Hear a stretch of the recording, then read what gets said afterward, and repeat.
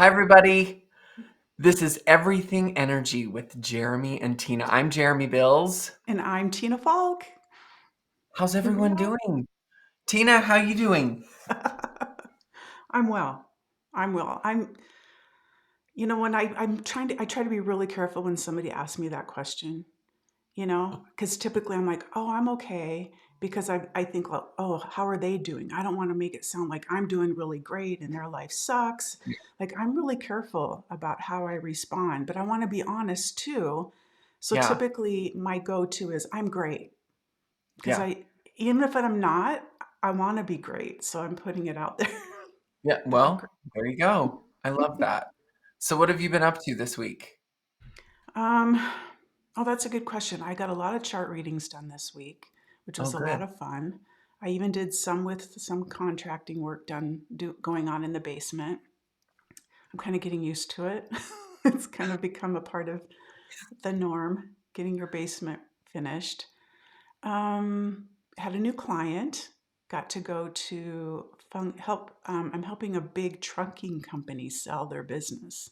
Oh, wow. Yeah, so that's been fun, kind of walking them through some kind of transcendental cures and how to look at the space and how to think this through, even cutting some cords, that kind of stuff. So that Wow. was fun. How's your week Interesting. been? It's been good. It's been really good. Let's see, I don't even remember what I did. I have a nephew that we watched yesterday, and he's so cute. He's like, after all of the ranting I did about kids and dogs last year, last time, I want people to know that I'm actually not an asshole all the time.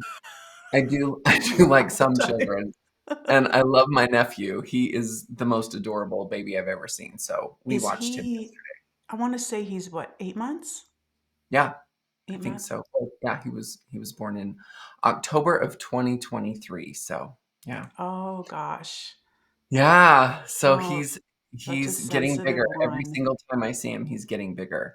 And, yesterday I had a friend, call me and ask, what color she should paint her front door, and Are you she leading into my Aries rant? I had a feeling that might be it. Yeah, it What is. a good segue, Tina. What's your Aries rant? Picking paint colors. It is just, I get so excited. It's like, oh, I'm going to do this. And then there's so many options.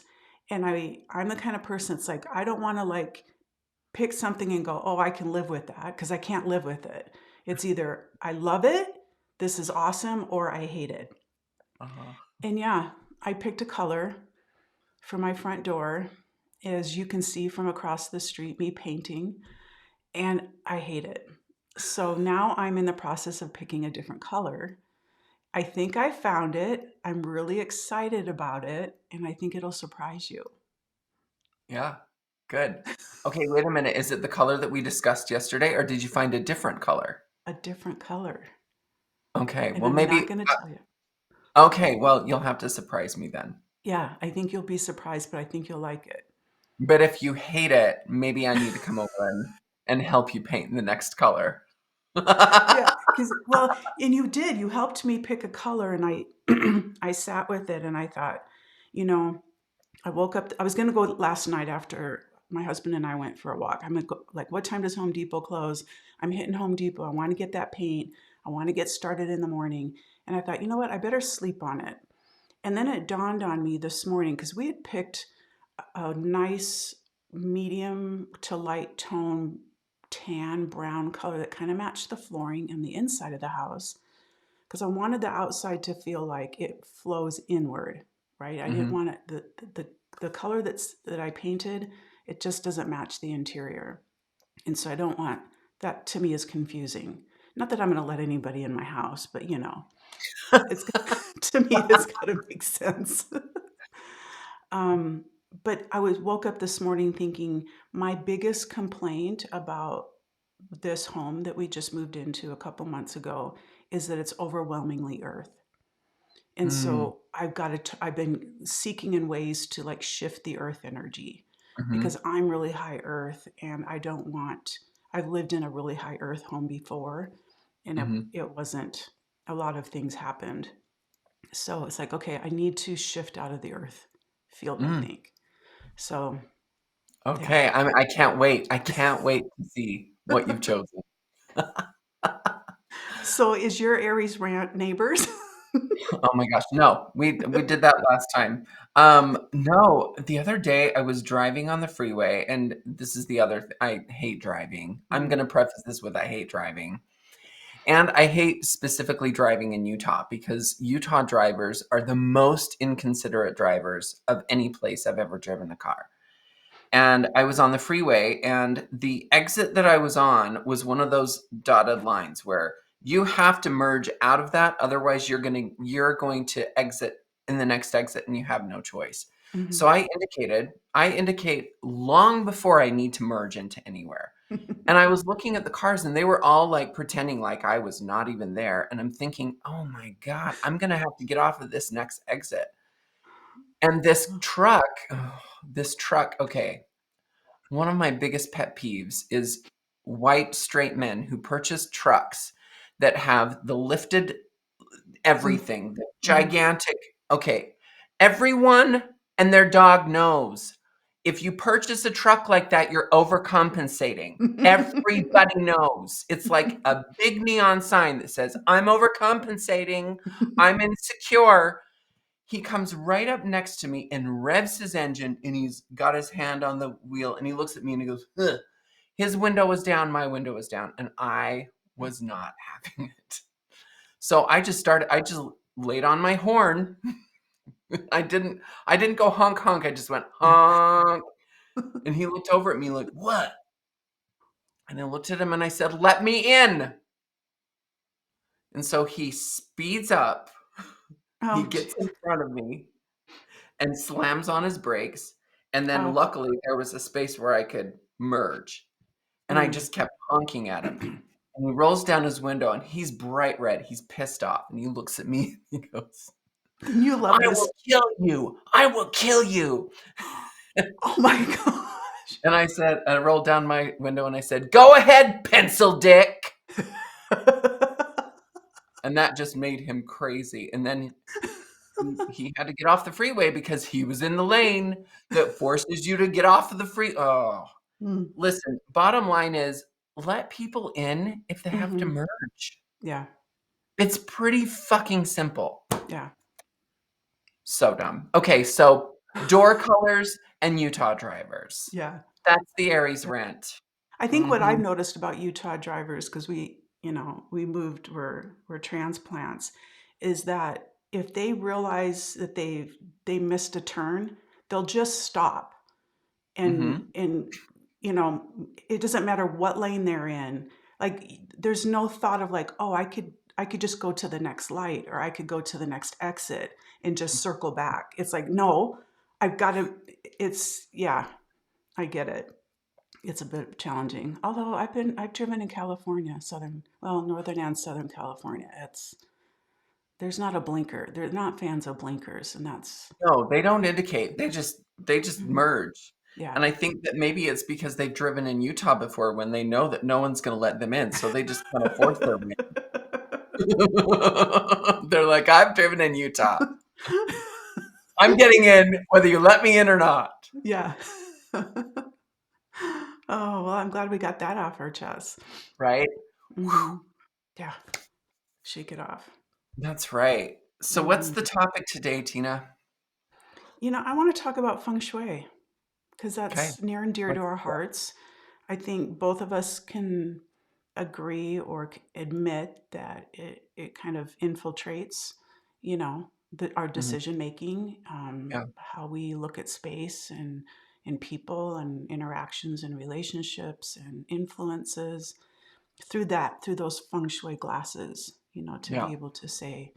So I thought it would be fun to share a little bit about our perspectives on what feng shui. I mean, anybody can Google feng shui and get the textbook, kind of description or explanation of what it is. But I'd yeah. like to hear from you. Like, what do you tell people? Now, this is a topic that typically that elevator pitch, that 2 minute, like, what does it stand up and tell everybody what you do? It kind of changes depending on the crowd, Yeah. right? If I'm looking at somebody that's got some crystals around their neck and, braids in their hair, that's one delivery. If it's a guy, pushing a wheelbarrow, that's a different delivery, or somebody in a Mhm. suit. So it's a tough one to kind of explain, but just kind of in a nutshell, what is feng shui to you? Well, I always start with the Chinese astrology aspect. Mm, Astrology is always my gateway into how people can use feng shui in their lives, because mm-hmm, if people know that I'm an astrologer, they know that that's what my specialty is reading charts. And so if people are like, what do you do? I'll say, "Well, I'm an astrologer, but I'm also a feng shui consultant." And they're like, how does mm, that work together? So mm, that's usually the way I get people interested, is I talk about the connection between the Chinese four pillar chart and how we can essentially lay that down on a grid over your home and over your house plan mm-hmm, to really see where those energies emerge for you and everyone in your family, the mm-hmm, areas of your home that need a little bit of extra attention. hmm, And, I usually primarily ask people to, I'll say, and this might be a little bit negative, but I'll just ask people, is there a place in your home that you absolutely hate? You don't go into that room, mm, you hate that corner? And they'll say, "Oh my gosh, yes, it's this corner in my kitchen. I hate it. I hate how everything's set up." And I'm like, "There's a reason for that." And that's where we can help that energy with mm. feng shui. That's brilliant. I love that because it makes it personal rather than it just like, here's this definition floating out here. Yeah. It's something they Yeah. can connect to. Yeah. Because if people are like, "What's the definition of feng shui?" And I'm like, "Wind and water." And they're like, "What the fuck does that mean? Mm-hmm.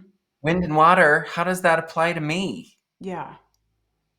Wow. I just, you're helping me, because I struggle. I struggle with communication sometimes and being able to be clear and direct about what it is because Mhm. I'm looking at their face and their eyes are kind of like off to something else. They're checking their phone. It's like, okay, I've lost them. This isn't Yeah. going anywhere.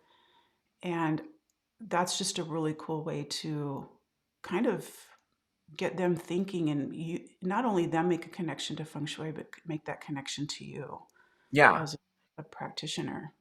Because the next question can then be, where's your favorite corner of your house? Wouldn't you love it if every single corner of your house felt like your favorite spot? And then people are like, "Oh, you can do Hmm. that?" I'm like, "Yeah, Yeah, yeah, we can do that. yeah, That's cool. So feng shui, I think too, is just to elaborate, I think a little bit on what you're saying is to understand what your personal energy is, and that's where the mhm, charts come in. That if the yeah, feng shui isn't just about your physical space, it's about your space, it's about your inner space, and understanding what your personal energy chart, whether it's Chinese astrology or Western astrology or 9 star key, whatever it is, because that's the starting point, yeah, right? There's some forms of feng shui that are, or some I should say, interpretations of feng shui that makes it kind of mhm, cookie cutter, that says yeah, that this is the way that it's done. Where when you bring in the astrology aspect or being able to personalize and understand somebody's personal feng shui or energy, then we can customize, we can really personalize our recommendations so that we're we're supporting the family, the person, the team, mhm, whatever, in a yeah, way that's creates longevity. Um, and it's understanding too that for me, it's about understanding that I have a relationship then with my space. My space is an energy that's reflecting to me, back mhm, me. I can walk into my husband's studio. That's a reflection of him, yeah, right? of his creative, busy mind. You were just up there yesterday. The things that he's interested in, him sitting facing a direction that supports him, and then him bringing colors or styles in there that support him.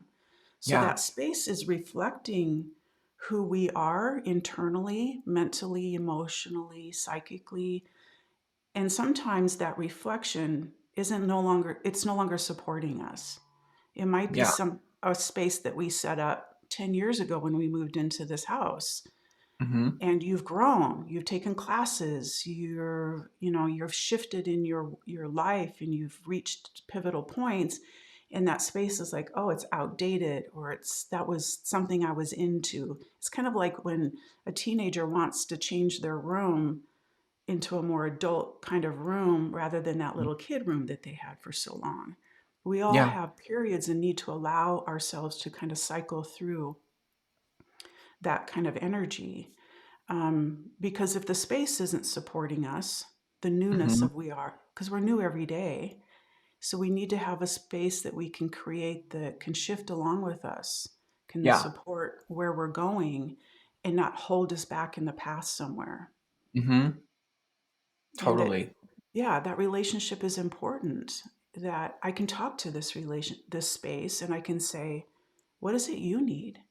Mhm. Yes, I need good lighting, or I need some privacy, or I need, solid walls around me and a hard floor below me.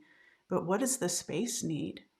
How can we Mhm. work together, rather than against one another?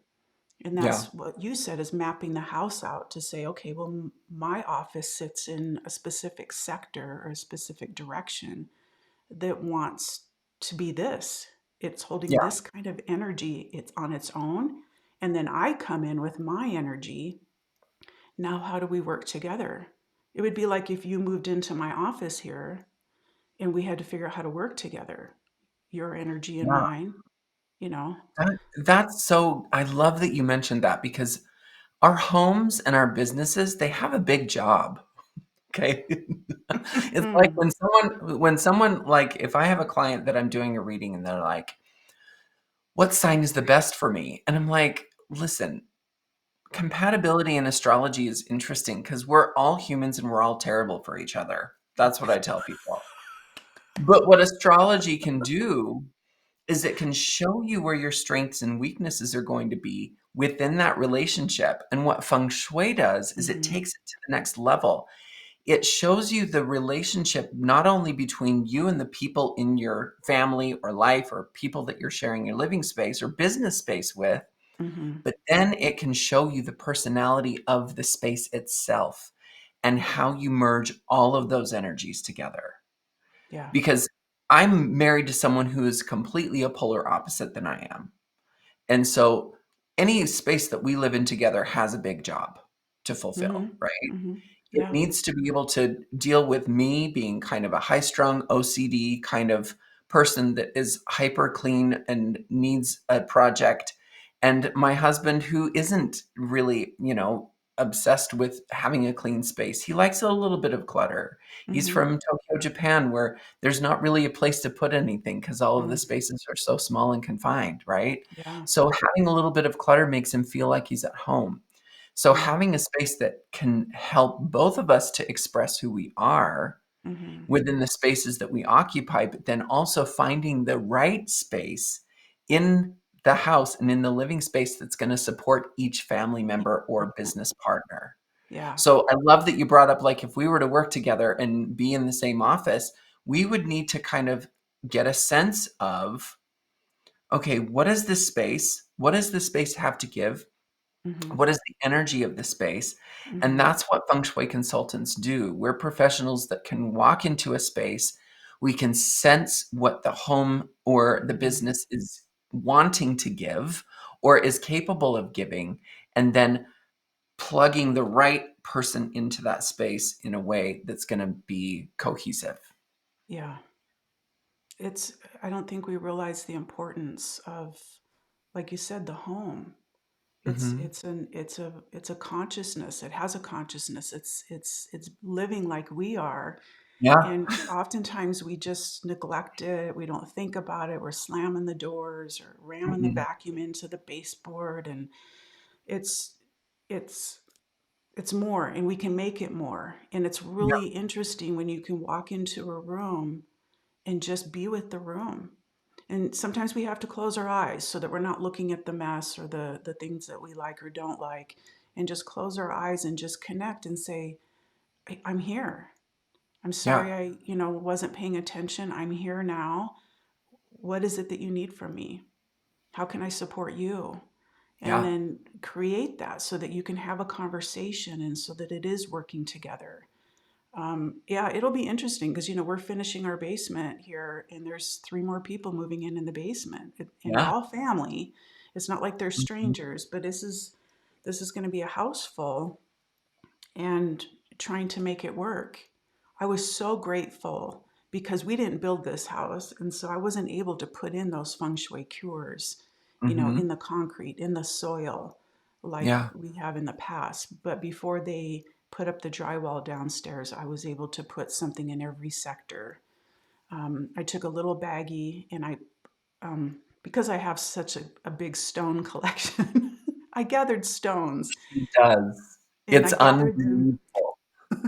I gathered them so in the Southwest, that's the number two, and it's yin earth energy, and the color's pink. So I picked two rose quartz and I put them Mhm. in a baggie with a little note with an affirmation about love and self love and that stuff. And then I hung that in between the beams in the southwest corner. So I went and did something similar in all the other sectors just to kind of support the whole family to say, okay, there's Mhm. kind of some foundational feng shui stuff set. Yeah. Yeah, life happens and change happens, and you're going to bring in your favorite color in this room, but at least the foundation is there and it's recognized within the home and the Yeah. property. Yeah. I And, love and that. That's it's so cool.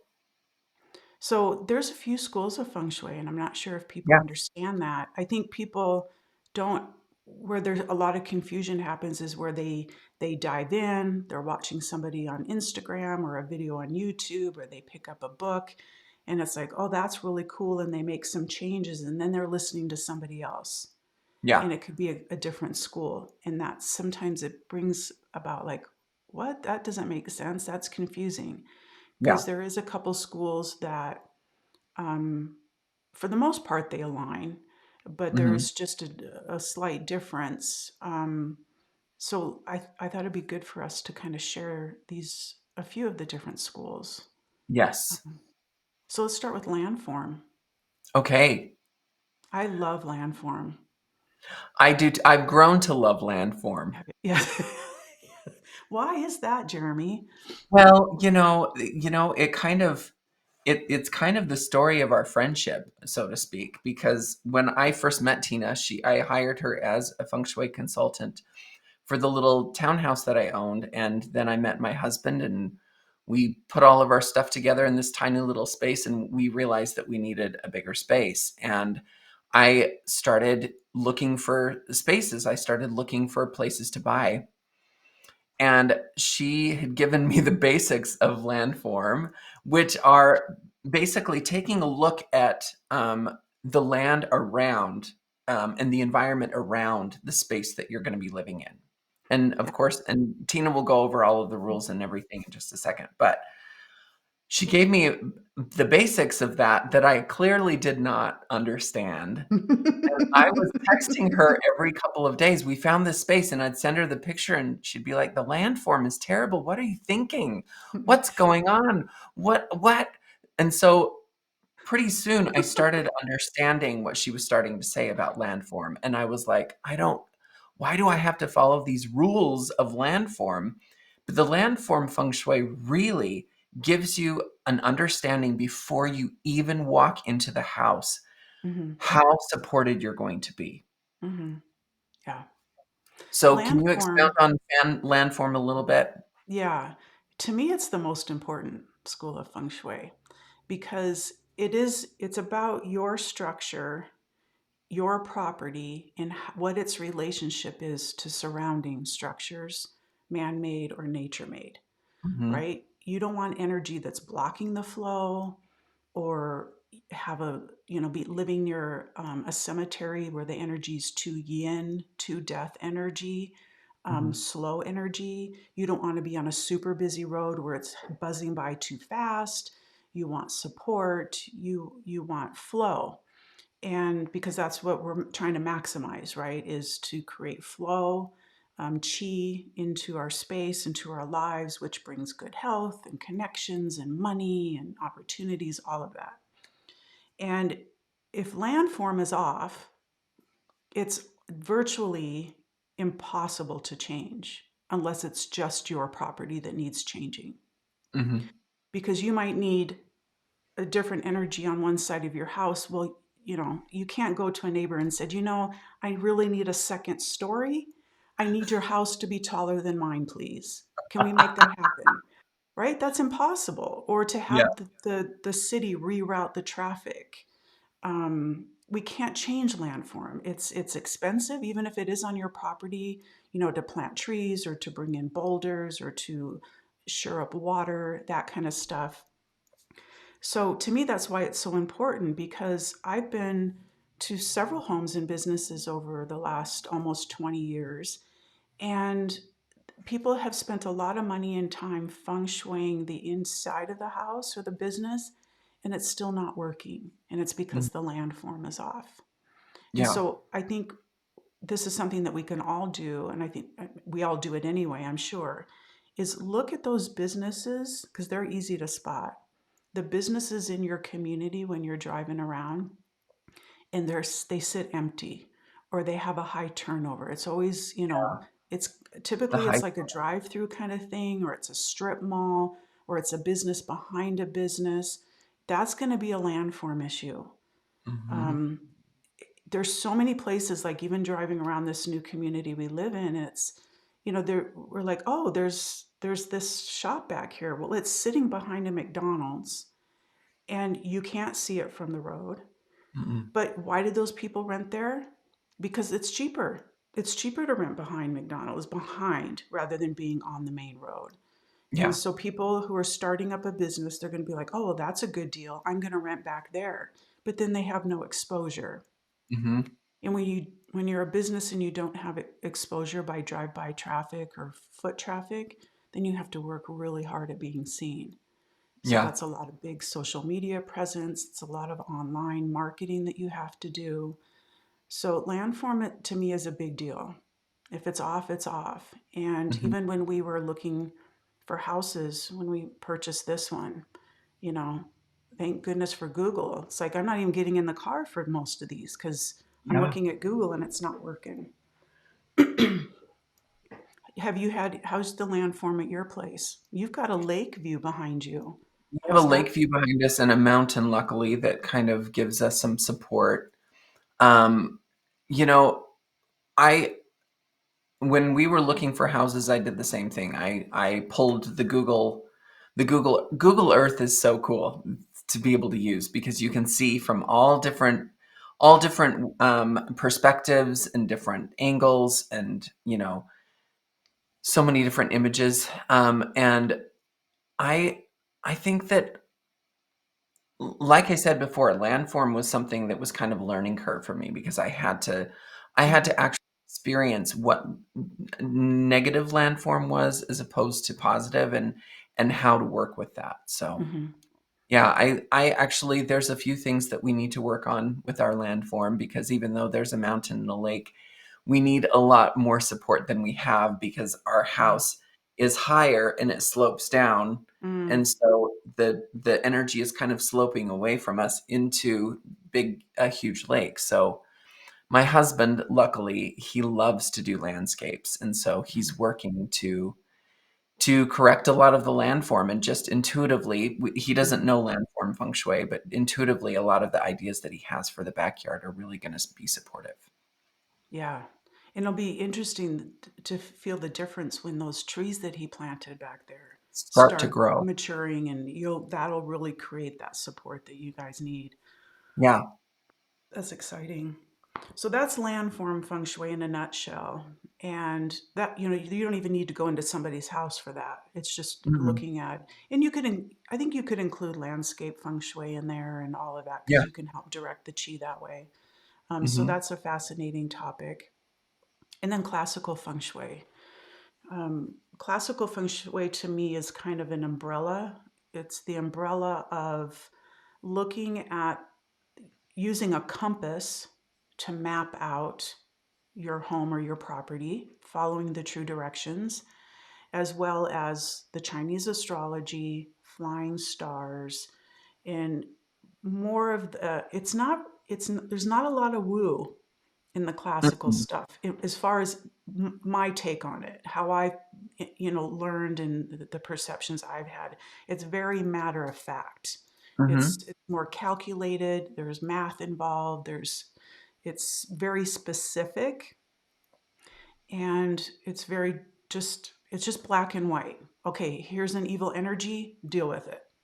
Mhm. You might use a mundane cure or a transcendental cure, but then we're fixing it. But here's the astrology. And even I think traditionally, those that astrology system, I'm not sure if it's used to like as much intuitively Mhm. as it is like very matter of fact. Well, you have and this is, you know, here's what this means.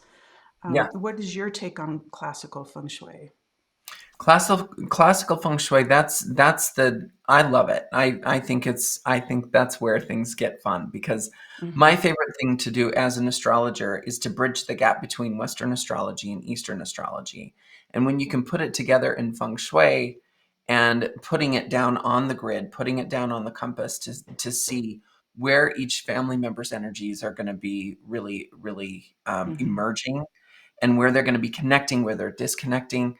That's where that's the final puzzle piece for me. That's how you can make all of the things that you see in these astrology charts really come to life. Hmm. Yeah, I mean, there's some predictions with flying stars to kind of understand the current energies. We definitely, I think you agree that there's a base feng shui that you want to create in your space.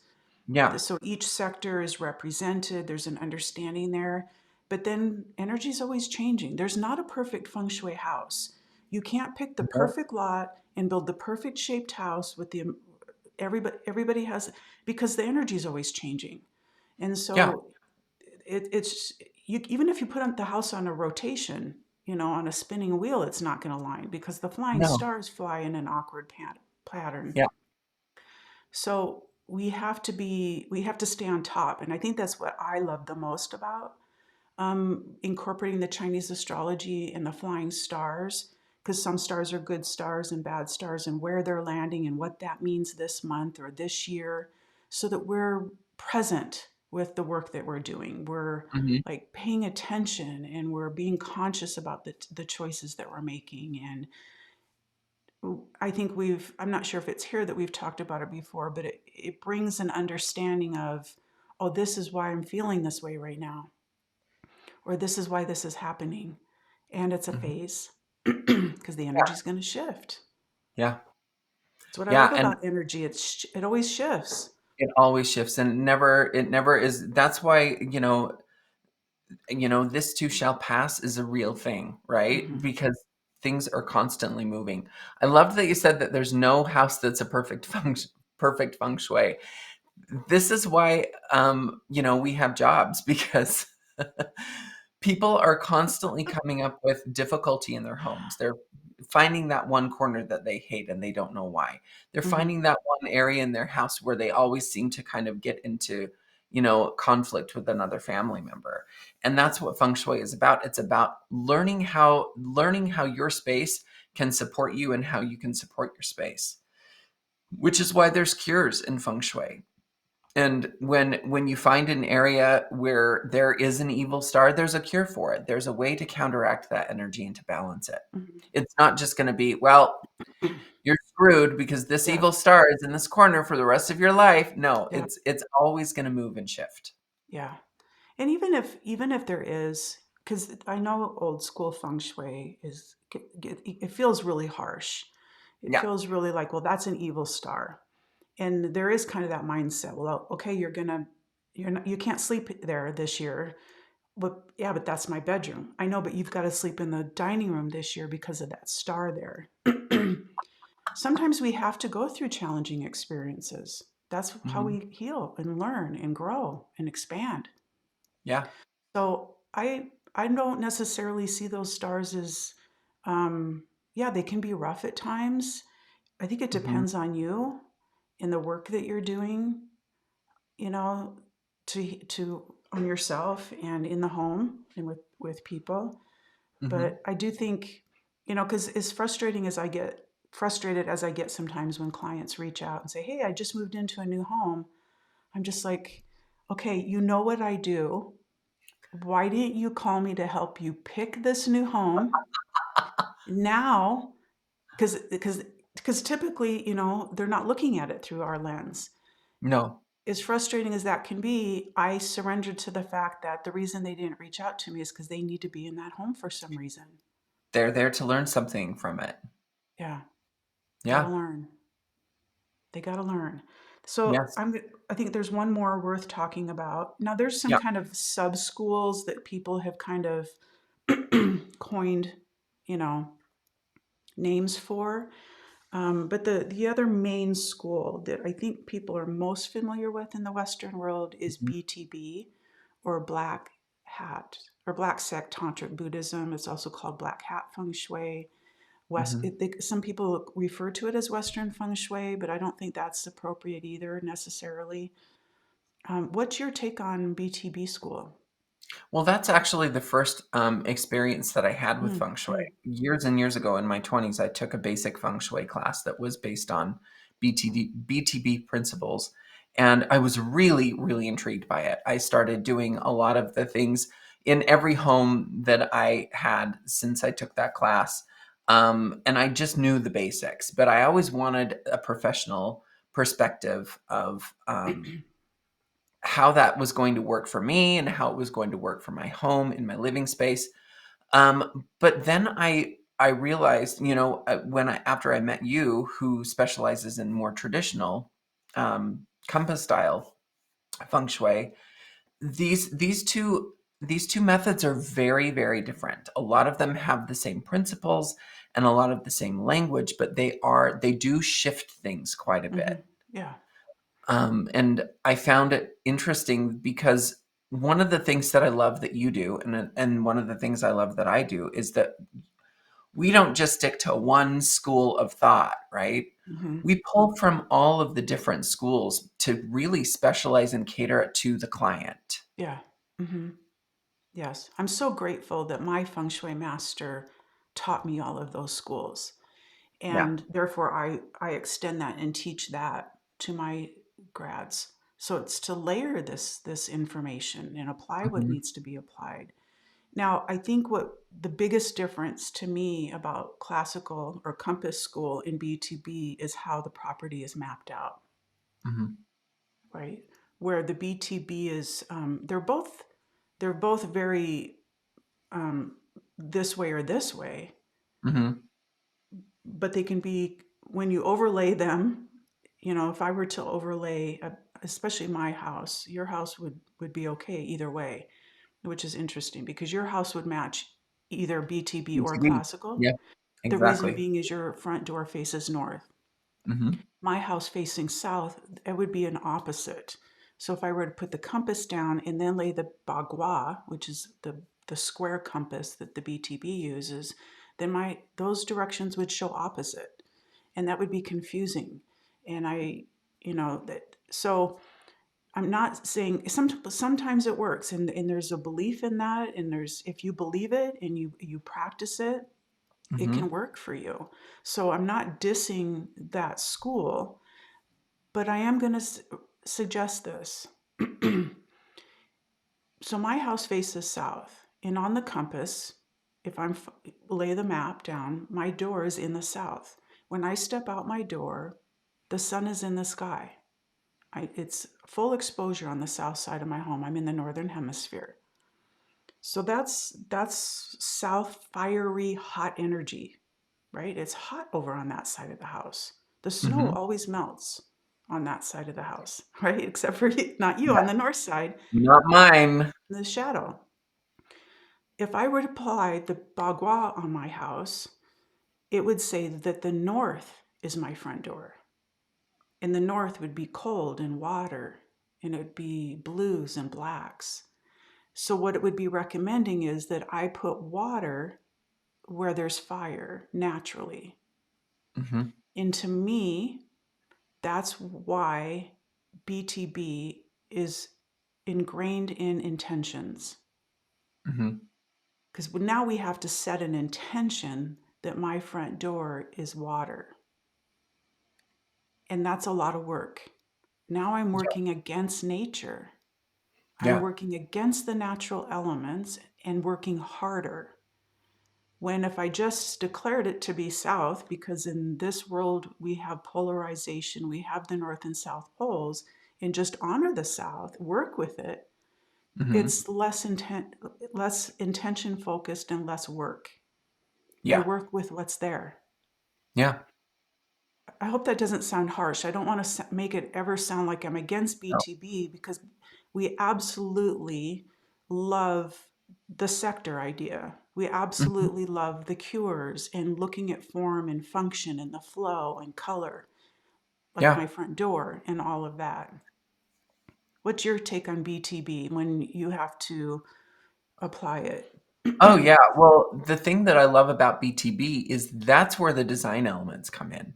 Mm-hmm. This is where you can start working with colors. This is where you can start working with design ideas that are gonna be supportive to the Compass School ideology. Mm-hmm. Perfect. Different shapes, different sizes, different reflective surfaces are going to represent different elements and different, ways that you can aesthetically place things in your home that are Mm-hmm. gonna be really the biggest bang for your buck. Yeah. Yeah. I really can't imagine doing it not having all three to work with. Yeah, I'm, you know, I don't know. I don't know what it would be just like to stick to one school. I think classical can hold itself on its own. But if you're yeah, just missing landform and you're just missing all of the ceremonial, intentional stuff, because I do think intentions are important. mhm, Even with this guy that I was helping sell his business, it's like you need to hold these intentions. When you walk through this space, you need to shift this energy. yeah, So I don't know. It's just a mixed bag, and when it's done right and it's done with not in a place of manipulation, but with love, and I want, you know, support and for everybody in my home, then I think it's always a powerful tool. And I actually think everything in the world is feng shui. That's just my silly, way of seeing. I think everything is feng shui, yeah, whether it's your brand on your website, or it's the clothes that you're wearing, it's how you're connecting with the world, or it's the noisy restaurant that you're sitting in. It's all good and bad feng shui. That's just yeah. me. Yeah, well, I was a hairstylist for 25 years, and when I was a hairstylist, the first thing that I would notice was people's hair. And Mm-hmm. now I since I don't do hair anymore, there's a switch in my head that flipped off, like, I just don't see it, I don't care about it anymore. I notice it from time to time, but it's not like a high priority because I don't have people's hair in my hands all the time anymore. Mm-hmm. But now when I'm just driving along, I'm like, "Bad feng shui. Oh, no. No, look at Mm-hmm. that business.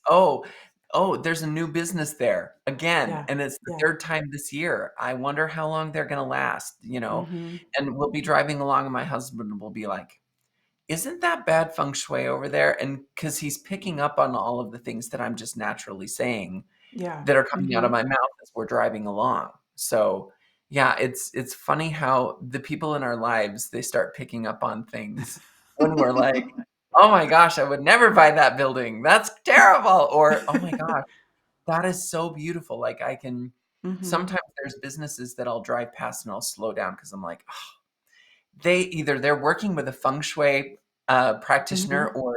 Yeah. or they're just really intuitive. They know what they're doing. Yeah. So, what is your people often ask, so like, what's your biggest feng shui tip? Like, what's the first thing you would tell somebody to do for feng shui? Oh, oh my gosh, there's so many. I have to choose Without even one. looking at, because you don't have their chart in front of you, so you don't Oh, know specifics. You don't know what animals are in their chart. You don't know their element wheel, their strengths and weaknesses. What's a general feng shui tip?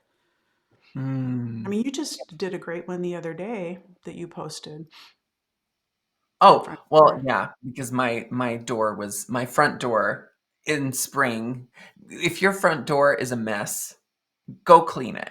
Mm-hmm. Go clean it. And I'm really bad about cleaning my front door during the winter because if you spray Windex on it or you put water on it, it just freezes because Mm-hmm. it's so cold in Utah. But yeah, especially in the spring, if you can clear out your entryway, I just took the hose and I just sprayed down all of the Mm-hmm. walls, all of the doors, the ceiling, cleared away the cobwebs from the lights, things like that. Mm-hmm. If you can just open up your front door patio area to better energy by cleaning it and just sprucing it up every once in a while, that Mm-hmm. is going to make so much positive energy come into your front door.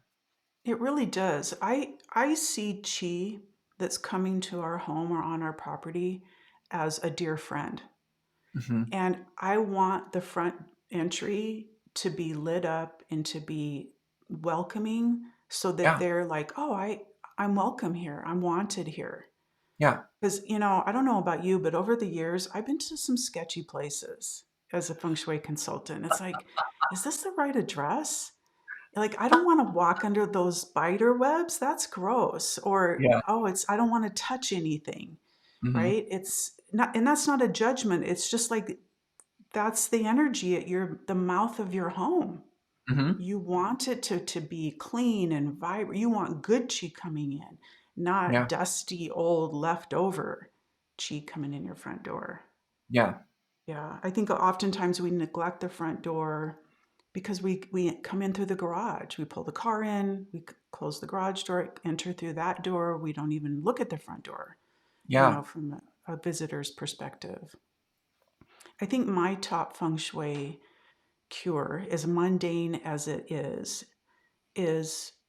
clean up, declutter, you yeah. know, That's a pick good up one. around the house, open a drawer and organize it because it can be really small. It might Hmm. be under the kitchen sink, or it could be just getting the laundry done. It could be switching out some rugs, anything like that, sweeping, opening the windows, just shifting the energy. Yeah. And I honestly believe that you're the best feng shui cure. Ooh, You. that's a good one. You. Because That's a good it's one. like you showing up as a friend. Are you in touch with your person? Are you going out to lunch? Are you connecting with them? Are you sending them good thoughts when you're not with them? It's like you have to show up, you know, take a look around, be thankful, give your home love, touch the walls, apologize when you drop something on the floor and, bang up the floor. Just you do Hmm. something in your space. I think that's the Yeah, best. I love that. So I have one more question for you. Yes. So what corner of the house of your home don't you like? Ooh, well, it's kind of an interesting one because, and you and I have talked about this for hours and hours on end, but it's my southeast corner, and that's the abundance sector. And that's an area I live in a home that's three levels, a basement, main floor, and top floor. And that is a problem area and on all levels of my home. So I'm making it a point this year to make some changes to each of those areas on in my house this year to um, not only to reframe the ideas I have about money and abundance and wealth and prosperity, but I'm wanting to make those areas somewhere I want to go, Mm. Mm-hmm. somewhere in my house that I want to go instead of just turning off the light Yeah. and closing the door and just letting it be functional. Well, can I ask you what's on those three levels? So on the top floor, it's my walk-in closet for the master bedroom. And that's another thing. In fashion and clothing, I'm not a fashion forward person. And so I'm revamping my walk-in closet so that I can pull in pieces of clothing that make me feel good about myself. Mm, On the main floor, it's the kitchen pantry, and I hate my pantry. Hate mm, it. And I want it to be really super organized and streamlined and a place where I wanna go in and make my cup of coffee and mhm, I want it to be a welcoming space, but also really functional because it needs to be mm. organized and, and I want it to be abundant because that's where we keep our food, you know? Yeah, yeah. And then in the basement, it's the utility room where we've got Mm. the furnace and the air conditioning and, the electrical. So all of that I want to revamp this year. That's my goal in 2024 is to revamp that sector. That's a tough corner because you're not hanging out there. They're brief No, visits. they And you are. really And I want yeah. yeah, I feel for you there. That's a tough one. But No like you one wants said, to go to the utility room, right? no, you could go down there with your laptop and do your taxes down there. Right? And you Yeah. Well, light a now candle. because I we put the, internet modem down there in that Mm, room, so now we actually have to go in there if they were having okay. an internet issue, so Mhm. that's a positive, but yeah, Yeah. so I'm really, really trying to reframe that Mhm. area, and Mhm. the reason why we're talking about this is because the Southeast sector is abundance, and it actually has a ripple effect into all of the aspects of our own lives, not Mhm. only for me, but also for my husband. He's also Yeah. reframing a lot of these ideas Mhm. too. So this is why Tina asked the question. So as you're listening to us, think about the areas of your home that maybe you're wanting to shift, maybe wanting to change. And you can contact us for a consultation so that we can tell you Mhm. where that area, how that area is affecting you, but also what aspect of life it's affecting. And our links are all in the info Mhm. on our page. Please, subscribe and follow us. We would be very appreciative if you did. Oh, well, And that'd be the best. yeah, and pop in the comments what area of your house is your favorite? Do you always go there? Is it your reading nook? Is it your kitchen? What Mhm. area of your home do you absolutely love? And also, which area of your home do you struggle with? Yeah. That's a great assignment. I can't Mhm. wait to see what everybody puts. Because Yes, we all have our favorites, and we sometimes do. I love what you said about reframing, right? A Mhm. lot of it is mindset. It's about, okay, I need to shift my mindset and not look at this as a bad thing anymore. Look Yeah. at this as a project in progress, or this is the way it is right now, and I'm going Mhm. to love it no matter what. In some, because sometimes it's a room, I mean, at least you have access to those rooms, and it's not like your husband's office where he's like, No, stay out of my office, I don't need you moving stuff around and picking colors, right? At least you have access to those rooms, but sometimes we don't have, because it right. might be somebody's private space Yeah. that, I can't wait to see what you all put down Yeah. in the comments. So yeah, please share. We love this kind of Mm. stuff. You're Mhm. not, yeah, this will be fun. So you have some stuff coming up. You have an ongoing class. I What's do. I that? have my monthly astrology class for 2024 is on the second Tuesday evening of every month. Okay. We're covering all of the Chinese zodiac animals for 2024, whereas in 2023 we covered all of the planets in Western astrology. Hmm. So please, click on the link to my website. All of the information is there. I have a monthly package that you can get. You can purchase all of the classes all at once. If you choose that, then the classes that have previously been already recorded will be a free included in the package so you can Hmm. watch the replays. If Perfect. you're new to the class and you just want to purchase one at a time, you can do that as Hmm. well. I've also Perfect. got I'm calling it the Cosmic Fusion Apprenticeship. We're going to be going over Mm. learning how to understand and read your own natal chart. And it's going to be a 4-month apprenticeship. It's starting in May of 2024, or at least the That's, doors are opening. oh So my gosh, please that's soon. go to my website, and sign up for my monthly newsletter. The monthly newsletter will have all of the information coming up at Hmm. the beginning of every month, on more information coming up on that. Yeah, there's definitely links below, so look for those. We both have Yes. newsletters. We like to stay on top of the energy and what's happening. We also Hmm. put out a monthly energy update that looks at Yes. the Western and Eastern astrology stuff. We're just going to keep having these conversations about, different energy perspectives, guests that have different perspectives, and Hmm. have these. I think it's important to. I can't wait till we get into the current topics, like the Yeah. energy that's happening right now. I mean, there's some crazy shit out there, and Yeah. we need support in We do. understanding it, but also seeing that it's a transition. It's something that needs to happen, and we're all part of this grand picture. Yes. And we'll see what comes. Yes. Speaking of the crazy energy, we're gonna each episode that we film, we're going to pull a card. So no matter when you're watching this, Hmm. or how often we've got a flyer already. No matter, even if we filmed it at this time and you're watching it months and months later, please just, take the information from the card that we pull, and apply it to your life. Or if you don't feel like it applies to you, just throw it over your shoulder. Yeah, Either way, we live in a quantum field. we You can do. access. There is no time in the quantum field. Yes.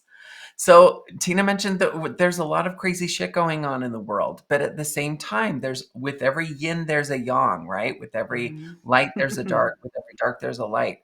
So pay attention to what makes you come to life.